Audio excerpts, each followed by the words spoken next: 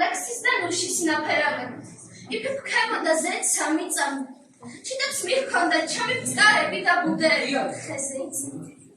თურმე იმ კაცად სენის ტანჯა, გოსნობის სენი უიმედორი.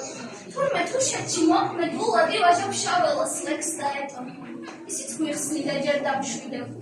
მერე თოვლით და ხელების ქნევით. თოლში შვილის ნუყრით მხარზე ჩიტებით. მერზე ჯდებოდა შაინის დები. თმაზე ეყარა ყვავილით ყემლის. ტორი ვარსკვლავთა და მეტეორთა.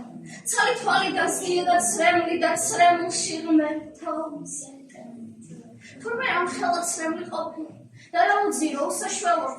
მთელი ქვეყნიდან მზით გაჭალული მზეს რომ უძლებდა და აშრებული.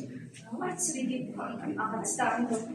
არც მოწიწება მოზრდილ ყმაწვილებს მოუსტაცეთ იმ კაც ახალგაზრდობა და ერთმანეთში დაუნაწილდა. და როგორც ამდენს ხშირად ვისმენთ. სწორედ ის არის სწავლის მიზანი, რომ გაიზარდოთ სწორედ ისეთი, როგორც ალგეთზე ლეკვი მგლისანი. კეთილო კაცო დამნაშავე ხარ. რაც შემაყვარე ლექსი პირველი, რაც შემაჩეჩე ვაჟავშაველას, როგორც ქარიშხალს სუსტი ფრინველი. ახლა მე მომდგა შაირის დევი. ბაჭებზე მივტყამ სწორი ვიწრი ქონს ფშავ ხევსურეთში ავყავარ ზევით და ქაჯთა სიბრძნეს ფიცის ქვეშ მიყობს.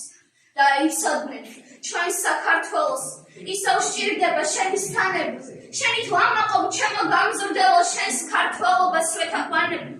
ირემო, ბარად ჩამოვარდნილო, თუ მოგეწევა ჟამთა ისარი, აღმოულგარდიანი შენი დაზრდილნი, როგორც ალგეთზე ლეკვი მგლისანი.